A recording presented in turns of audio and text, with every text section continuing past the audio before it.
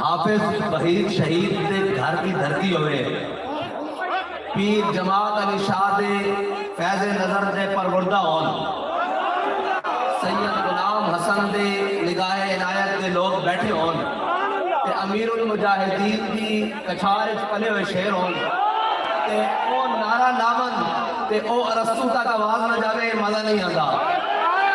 Speaker والے بھائی کسی نہیں لانا، لاؤ لبیک لبیک۔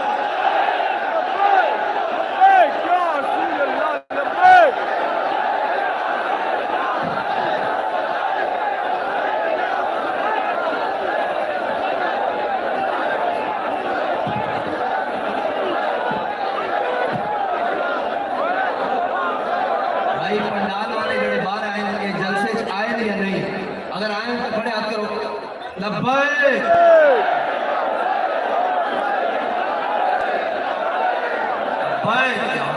لا لبیک لبیک رسول اللہ لبیک۔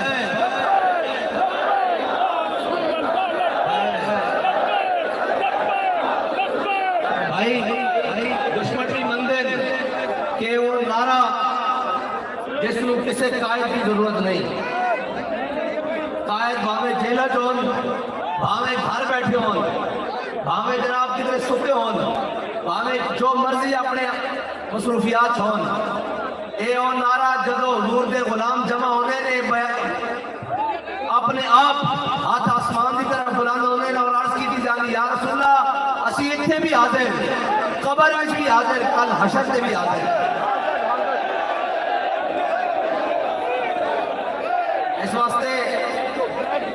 اس واسطے کہ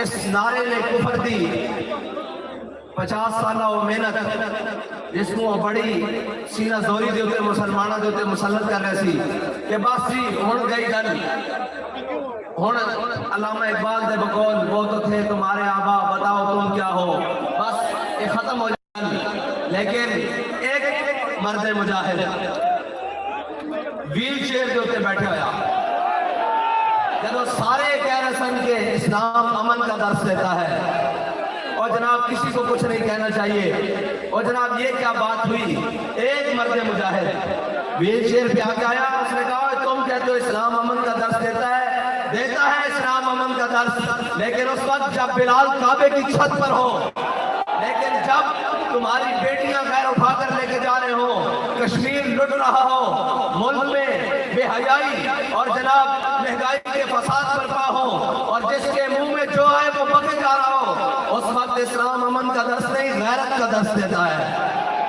اس وقت اسلام غیرت کا درس دیتا ہے۔ اور جب وہ کل ایک نادان کے منہ سے سن رہے تھے، جو نادان سجدوں میں رکوع میں نہیں سجدوں میں نہیں بلکہ لیٹا رہا ہے کفر کے آگے، وہ کہہ رہا تھا یہ مصرع لکھ دیا کسی شوق نے محراب مسجد پر کہ ناداں گر گئے سجدوں میں جب وقت قیام آیا۔ میں کہا حضور ہون تہاڈا کھڑے ہونا بھی سجدے تو بھی بھڑا، تسی پتہ لگیا کرین دے کے لمبے پہندے رہے ہو۔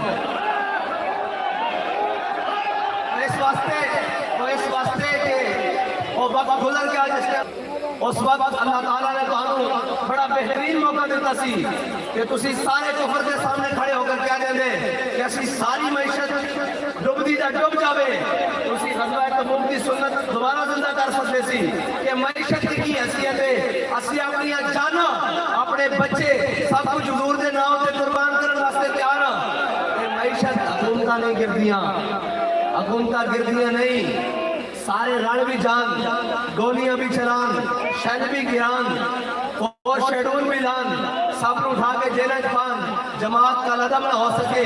اسی کیویں من لئیے ایک خط نال حکومت گر گئی، ایک خط نال حکومت نہیں گری، اے اللہ دے قہر نال گری۔ اور جڑے مسلط ہوئیں جنہوں نے ایک شوق چڑھ کے آندے نال کہ اسی استادان رسول اللہ مل کے کام کرانگے۔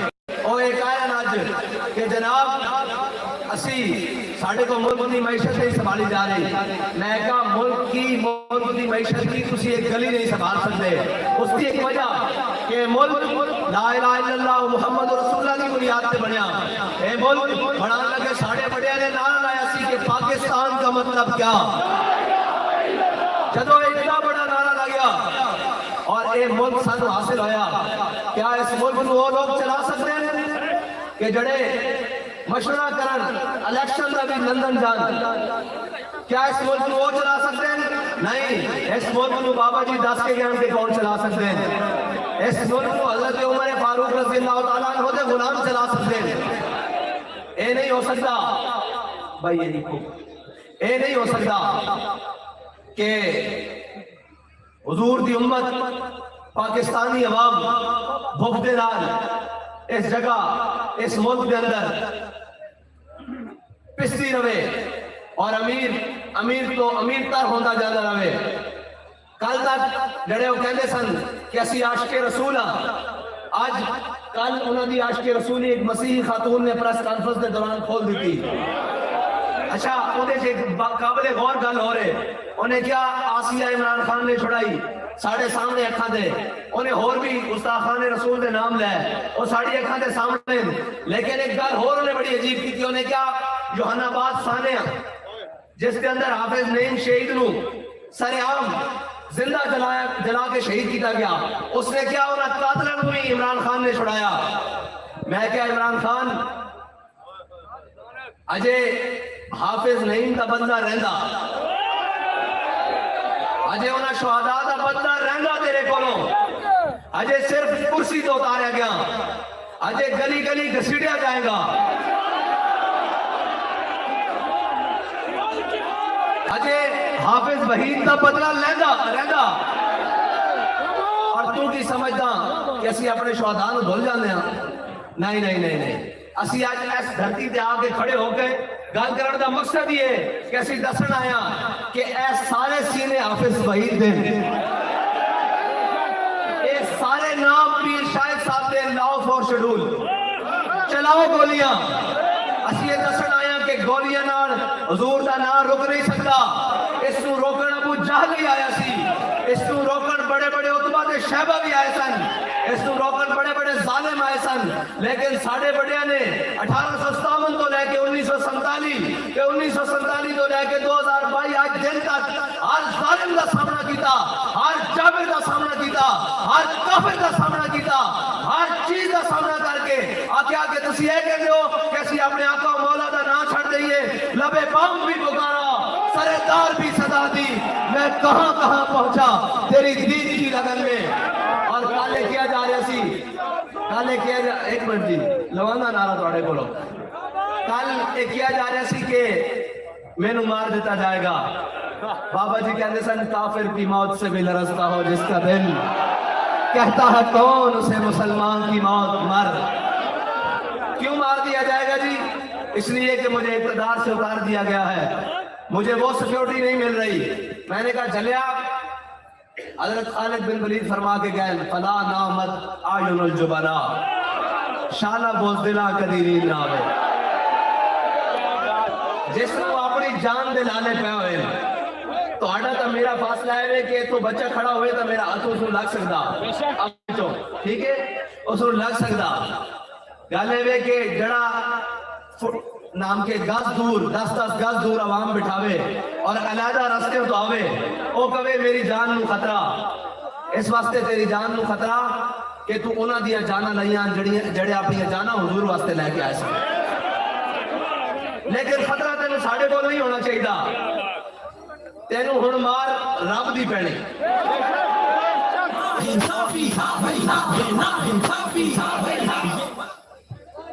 تینوں پکڑ رب دی آنی اور تو یہ سمجھدا.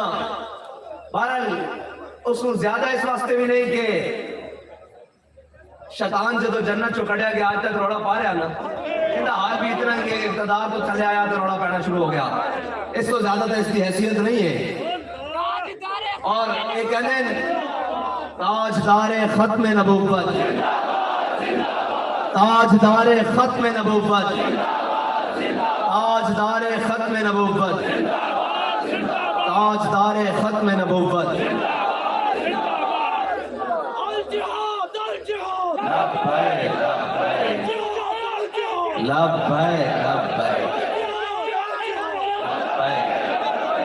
اور کہنے کی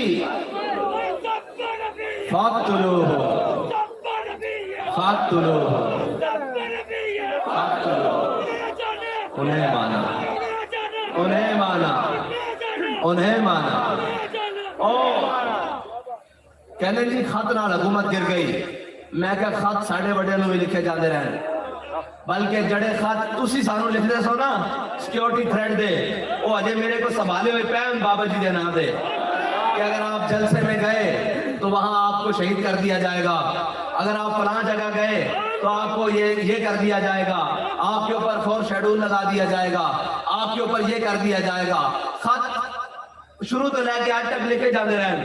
خط حضرت کعب بن مالک نو آیا سی، جدو خط آیا اس خطے لکھے کی سی، اے علماء بیٹھے انہاں دی میں ذمہ داری لانا سارے ناروال دے علماء دے کہ تسی حضرت کعب بن مالک والا واقعہ سارا او جمعے تے انہاں نو سنانا سارے نو۔ میں وچوں صرف مختصر جی گل، حضور سید عالم صلی اللہ علیہ وسلم حضرت کعب بن مالک نال ناراض ہو گئے، انہاں دے نال بائیکاٹ ہو گیا، صحابہ نے گل کرنی چھڈ دتی، انہاں دیاں بیویاں میکے چلیاں گئیاں۔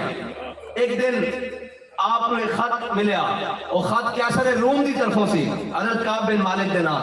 جب حضرت کعب بن مالک نے خط کھولے نا تو لکھیا سی کہ سنیا تیرے آقا مولا تیرے نبی صلی اللہ علیہ وسلم تیرے نال ناراض ہیں تے میں تینوں ہرکل روم دعوت دینا، کیسر روم دعوت دینا کہ ساڈے وال آ جا اپنے آقا دا دامن چھڑ کے تے ادھی بادشاہی تینوں دیندیاں، تو دامن چھڑ کے آ جا۔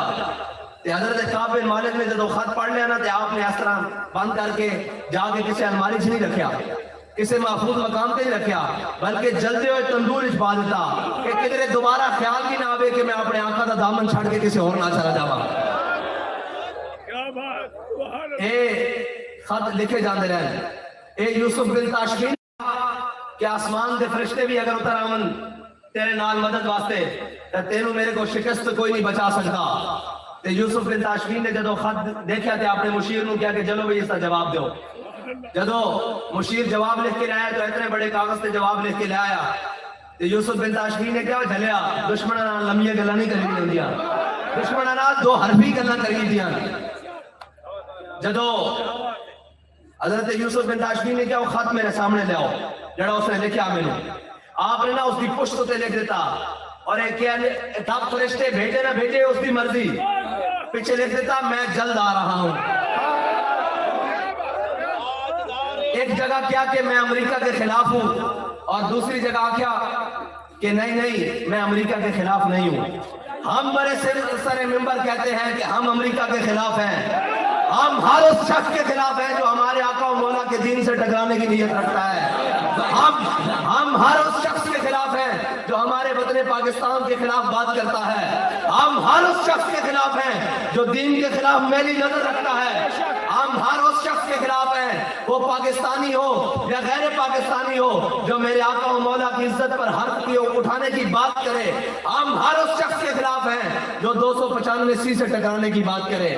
ہم بڑے سر ممبر کہتے ہیں نہ یہ اپنا بیان واپس لیں گے نہ کبھی اس بیان سے پیچھے ہٹیں گے، کیونکہ ہم یہ قسم کھا کے آئے ہیں کہ مر جائیں گے ظالم کی حمایت نہ کریں گے، احرار کبھی ترک روایت ہم ہیں، اور ہم جو کہتے ہیں سوچ سمجھ کے کہتے ہیں اور جو بولتے ہیں سوچ سمجھ کے بولتے ہیں۔ ہمارا قائد وہ قائد ہے جس نے اپنے کہا ہوا ایک جملہ اس کی ایک زبر بھی اوپر نیچے نہیں کی۔ ساری دنیا مخالف کھڑی ہو گئی، اپنے بھی بیگانے بھی، اپنے بھی خفا مجھ سے بیگانے بھی ناخوش کہ میں زہر ہلاہل کو کبھی کہہ نہ سکا کل۔ وہ شخص جس نے اپنوں سے بھی دشمنی مول لی، پرایوں سے بھی دشمنی سے مراد یہ کہ سچ بات حق بات ہمیشہ حضرت عمر نے فرمایا اے حق کو عمر دے یار نہیں چھوڑے، تو جب حق علامہ خادم حسین رضوی بیان کرے تو کیسے ان کے یار ان کے ساتھ رہ سکتے ہیں؟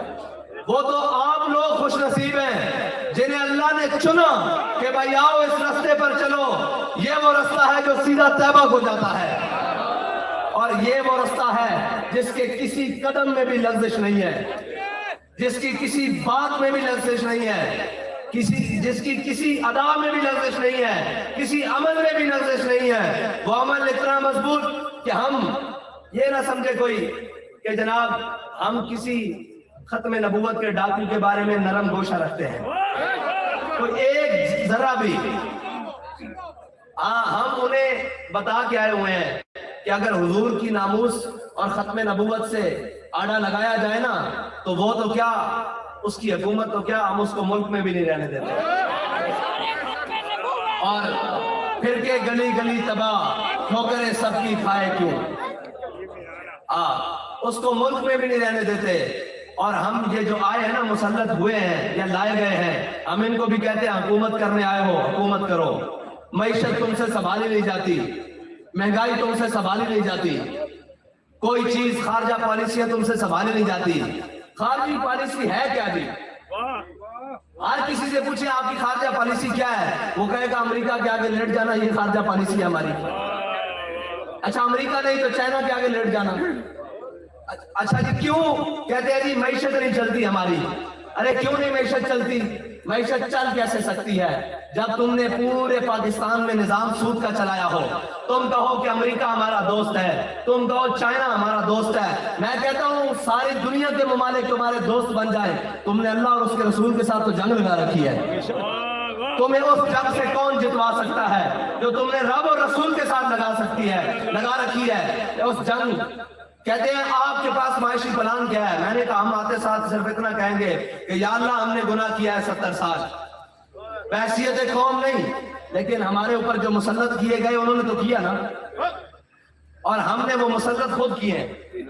کیا کبھی چھوٹی برائی, کبھی بڑی برائی, کبھی فلاں کبھی بلا.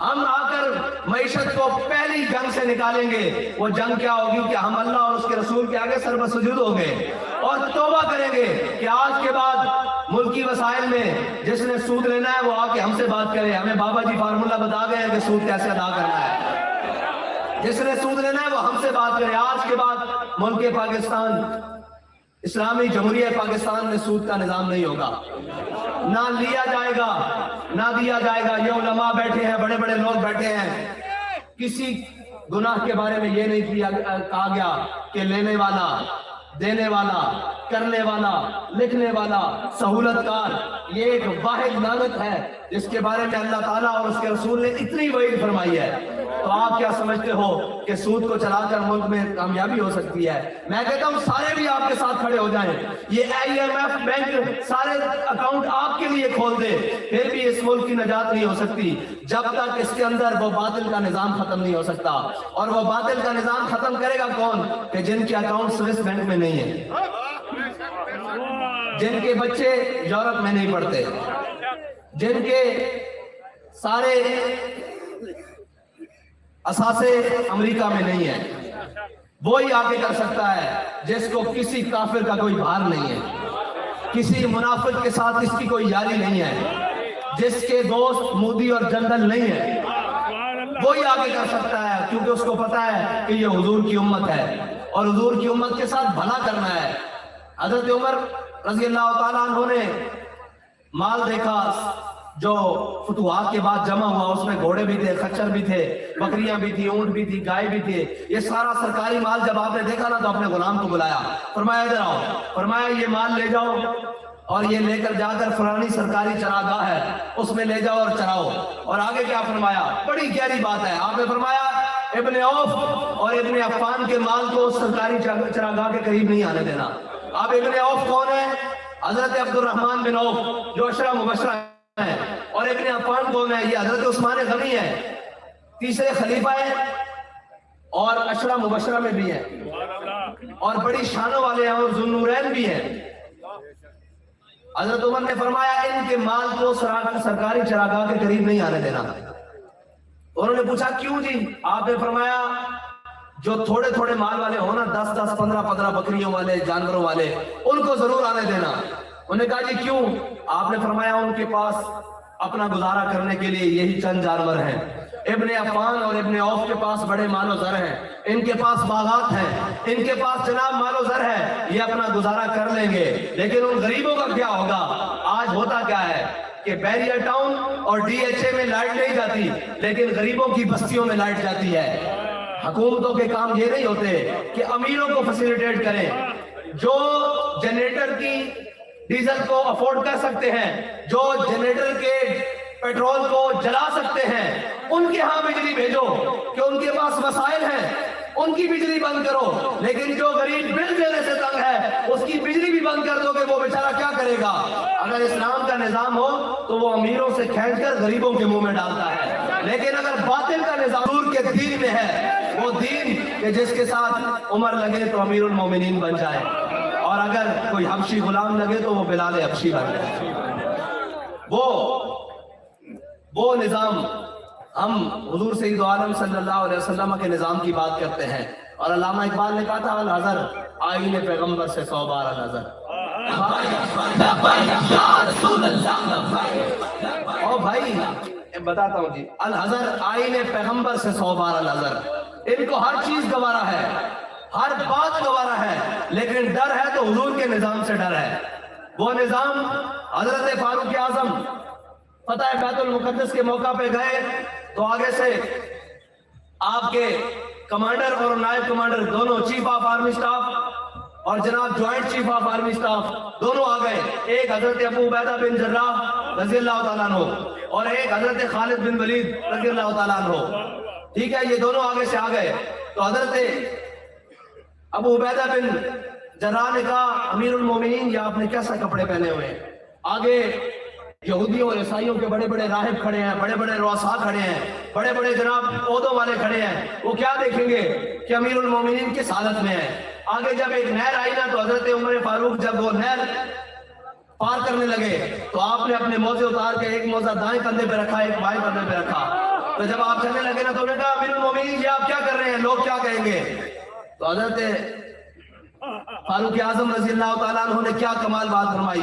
फरमाया, अबू उबैदा, अगर तू अमीरुल उम्मा ना होता तो मैं तुझे बताता कि हम वही थे जिनसे 10 ऊंट मक्के की गलियों में,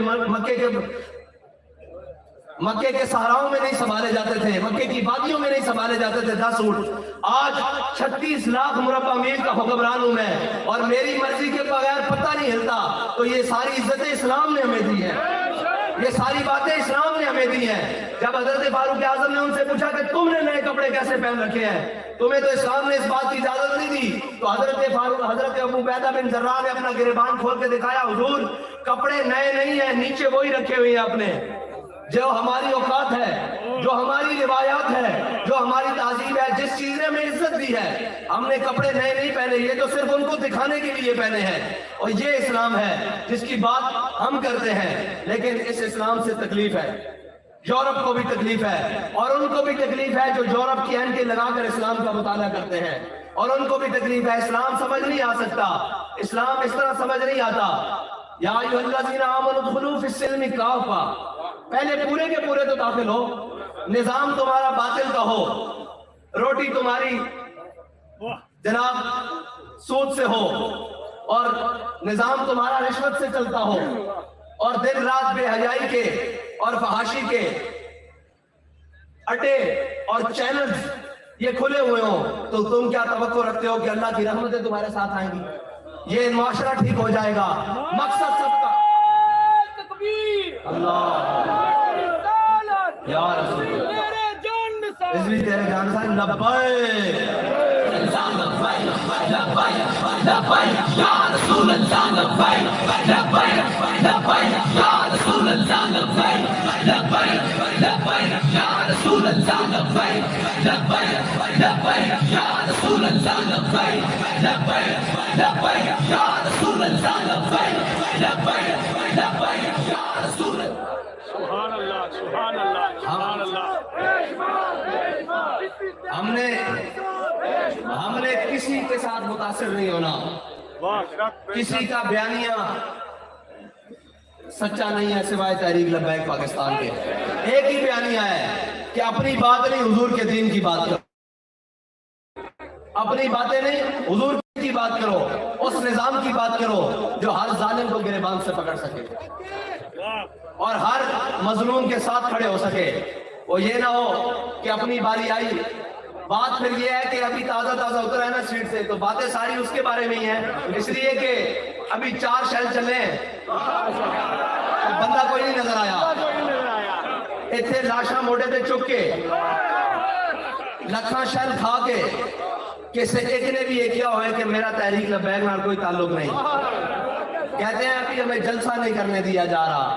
میں نے کہا ہمیں تو نعرہ لگانے سے روکا جاتا تھا، لیکن ہمارے ہر کارکن سے لے کر اوپر تک سب نے کہا کہ ستم کرے جناب، ہنر آزمائیں، تو تیر آزما.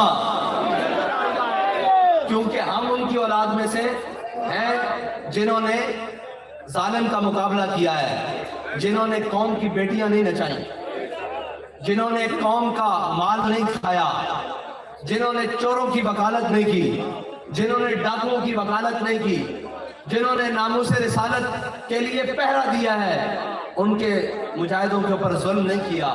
ہم ان کی اولاد ہیں. اس لیے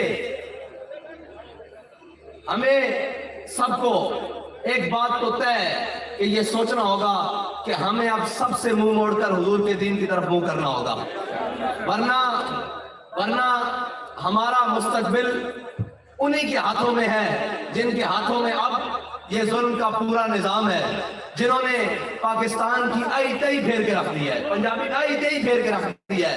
وہ ایک ملک جسے ایک طرف سے دشمن لگتا تھا، اس کا نام بھارت ہے، وہ آج بھی لگتا ہے، جس کو صرف سیکیورٹی رسک تھا، آج اس ملک جس میں کسی قسم کی کوئی کمی نہیں ہے، آج اس پورے ملک کو معاشی رسک بنا کر کھڑا کر دیا ہے. آج اس کی معیشت کو اس دہانے پر لا کے کھڑا کر دیا گیا ہے، سود کے ذریعے، کرپشن کے ذریعے، بددیانی کے ذریعے، بدعادی کے ذریعے. جو کچھ ہو سکا اس ملک کو زخم دیے گئے، جتنے ہو سکے اس ملک کو زخم دیے گئے. وہ کہتے ہیں کہ آپ کہاں سے نکل آئے ہیں؟ میں نے کہا ہم نکلے نہیں ہیں، اللہ تعالیٰ نے پاکستانیوں کو پھر ایک موقع، وہ تحریک لبیک پاکستان کی صورت میں کہ ہو سکتا ہے تمہاری نجات، تمہاری بھلائی ہو جائے، لیکن اس کے لیے قوم کو فیصلہ کرنا ہوگا کہ ہمیں ان چوروں سے، ان لٹیروں سے جان چھڑانی ہے، اور اب وہ نظام اور وہ لوگ لے کر آنے ہیں. کہتے ہیں جی پڑھے لکھے لوگ. میں نے کہا پڑھے لکھوں نے تو پاکستان کو واڑا ہے، کون سا ان پڑھ تھا؟ یہ کہتے ہیں جی امپورٹڈ حکومت. میں نے کہا جی شہباز گل کہاں سے آئے؟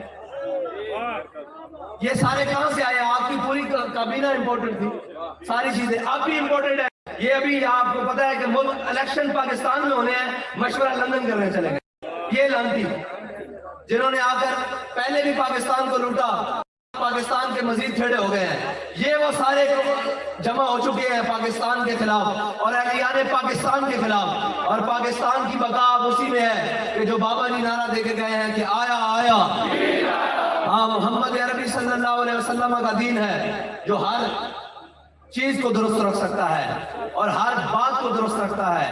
اور وہ دین خالی خشکوں کا دین نہیں، وہ دین بھی نہیں کہ جس میں صرف لوٹا بسترا مسلح ہو اور صرف باتیں ہوں. نہیں، وہ دین نہیں. علامہ اقبال سے کہتے ہیں کہ وہ دین کون سا؟ علامہ اقبال کہتا ہے عقل و دل و نگاہ کا مرشد اولی ہے عشق، عشق نہ ہو تو شر و دی بت قدہ تصورات. کہتے ہیں حضرت خالد بن ولید کو کسی جنگ میں شکست کیوں نہیں ہوئی تو کسی نے پوچھا خالد آپ بڑے طاقت والے ہیں، آپ بڑے مجاہد ہیں، آپ کے پاس بڑی تلوار دھنی ہے، آپ بڑے جنگ کے فن کو جانتے ہیں. تو آپ نے فرمایا نہیں ہو جھلے ہو، اس وجہ نہ نہیں. خالد نے اپنے آقا مولا دے پیشانی دے بال اپنی ٹوپی چ رکھے ہوئے ہیں، جدھر منہ کردا اللہ تعالیٰ فتح دیتا جانا.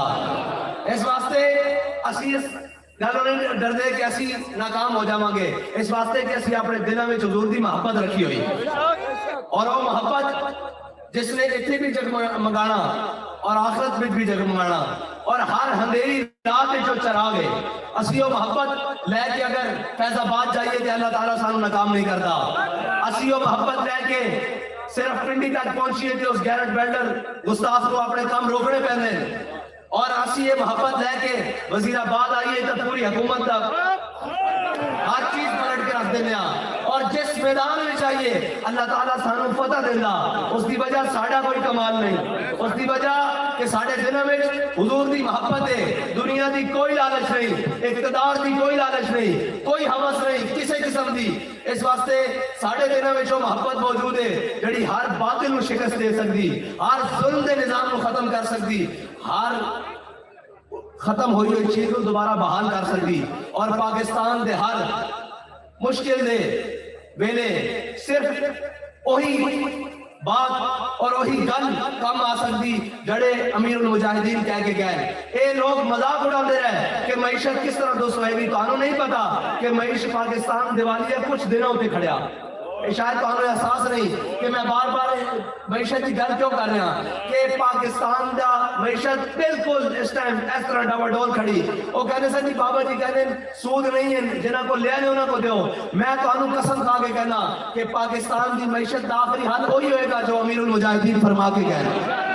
یا رسول اللہ لبیک لبیک لبیک یا رسول اللہ لبیک لبیک لبیک یا رسول اللہ لبیک لبیک لبیک یا لبیک لبیک لبیک یا رسول اللہ لبیک لبیک یا رسول اللہ لبیک لبیک لبیک.